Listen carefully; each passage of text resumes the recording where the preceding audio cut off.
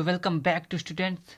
आज हम स्टार्ट करने जा रहे हैं साइंस का जो मोस्ट इम्पॉर्टेंट क्वेश्चन है, जो आपके एग्जाम में हर साल रिपीटेड क्वेश्चन जो पूछा जाता है कि उदासीनीकरण अभिक्रिया क्या होती है। ठीक है, न्यूट्रलाइजेशन रिएक्शन क्या होता है, ये आपके एग्जाम में हर बार पूछा जाता है।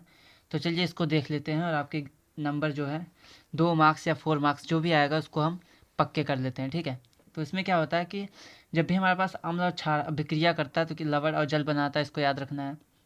बट आप ध्यान देंगे तो लवण अम्ल जो होता है वो खट्टा होता है। ठीक है, और जो क्षार होता है उसका स्वाद कड़वा होता है। लेकिन अम्ल और क्षार मिलाने पे जो हमें नमक मिलता है, नमक एक टाइप का लवण होता है, तो वो तो ना ही खट्टा होता है ना ही कड़वा है। मतलब कि ये इन दोनों का जो टेस्ट है वो हट जाता है। हट जाने का मतलब कि यहाँ पे लिखा है जब भी अम्ल और क्षारक, ठीक है, क्या क्या है हमारे पास एक अम्ल है और एक क्षार है। ठीक है, तो जब भी अम्ल और क्षारक अभिक्रिया करते हैं तो एक दूसरे के प्रभाव को समाप्त कर देते हैं। मतलब कि अम्ल खट्टा होता है, क्षार कड़वा होता है, तो जो बनेगा हमारे पास ना ही खट्टा होगा ना ही कड़वा होगा, क्योंकि प्रभाव समाप्त हो चुका है।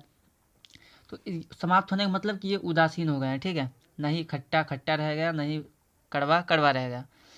तो इसके फलस्वरूप क्या होता है कि जब हमारे पास ये एक दूसरे के प्रभाव को समाप्त कर देते हैं तो हमारे पास लवण मिलता है और जल बनता है। ठीक, ये हमारे पास रिएक्शन होती है, अभिक्रिया होती है। और इस अभिक्रिया को हम कैसे लिखेंगे, अम्ल प्लस क्षारक और मिलाने के बाद लवण और जल बन रहा है। अब हम इसे उदासीनीकरण अभिक्रिया क्यों कहते हैं, उसका रीज़न क्या है कि जब भी हम अम्ल और क्षार को मिलाते हैं तो एक दूसरे को प्रभाव को उदासीन कर देते हैं, समाप्त कर देते हैं, नष्ट कर देते हैं। ठीक है, एक दूसरे के प्रभाव को समाप्त कर देते हैं, उदासीन कर देते हैं।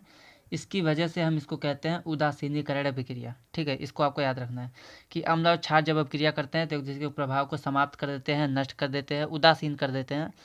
उदासीन मतलब न्यूट्रल कर देते हैं। ना ही अम्ल हमारे पास जो खट्टा होता है वो खट्टा रह जाता है, ना ही क्षार जो कड़वा होता है कड़वा रह जाता है। मतलब कि दोनों की अभिक्रिया कराने पर जो हमें मिलेगा लवण, उसका जो टेस्ट है ना ही खट्टा रहता है ना ही कड़वा होता है। मतलब कि ये दोनों एक दूसरे के प्रभाव को समाप्त कर देते हैं, उदासीन कर देते हैं, रोक देते हैं। तो इसकी वजह से हम इस अभिक्रिया को उदासीनीकरण अभिक्रिया कहते हैं। ठीक है, तो उदासीनीकरण अभिक्रिया में आपको ये दोनों रिएक्शन जो अब आपके पास हमने लिखा है, दोनों में से किसी भी एक को आप लिख देंगे तो आपका काम हो जाएगा। ठीक है, तो पहला हमने लिखा है कि पहला जो एग्जाम्पल है वो HCl हमने लिया है और क्षारक में NaOH मतलब कास्टिक सोडा या फिर सोडियम हाइड्रोक्साइड लिया है। दोनों की अभिक्रिया कराते हैं तो हमारे पास ये Na और Cl, NaCl बन जाता है और OH और एक H, H2O बन जाता है जल। ठीक है, लेकिन अगर हम मान लेते हैं कि अम्ल की जगह हमारे पास HCl है, बट यहाँ पे क्षारक जगह हम कास्टिक पोटास लेते हैं। यहाँ पे हमने कास्टिक सोडा लिया था, ठीक है, NaOH सोडियम हाइड्रोक्साइड। यहाँ पे हमने कास्टिक पोटास लिया है पोटेशियम हाइड्रोक्साइड। तो जब इसकी प्रक्रिया कराते हैं तो ये बन जाता है KCl पोटेशियम क्लोराइड। ये हमारे पास नमक था सोडियम क्लोराइड। ठीक है, और H और OH तो H2 और O जल H2O बन जाएगा। ठीक, तो ये हमारे पास होती है उदासीनीकरण अभिक्रिया, न्यूट्रलाइजेशन रिएक्शन। तो ये आपके एग्जाम में 4 मार्क्स का पक्का आता है हर बार, तो आपको इसको रट लेना है, अच्छे से याद कर लेना है, समझ लेना है। और अगर आपको इस टॉपिक का, ये हमारे पास अम्ल क्षार और लवण का जो हमारे पास टॉपिक है, अगर इसका पूरा वीडियो देखना है, पूरा 1 शॉट हमने अपने चैनल पे अपलोड किया है, तो आप जाके चैप्टर को पूरा कंप्लीट कर सकते हैं। वहाँ पे हमने 1 to 1 सब कुछ बताया है कि हमारे पास अम्ल क्या होता है, क्षार क्या होता है, लवण क्या होता है। उसके बाद अम्ल और क्षार किस प्रकार से अभिक्रिया करते हैं।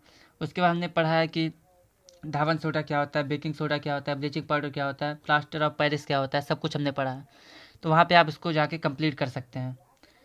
अगर आपको ये वीडियो पसंद आए तो वीडियो को लाइक कीजिए, शेयर कीजिए और चैनल को सब्सक्राइब कीजिए।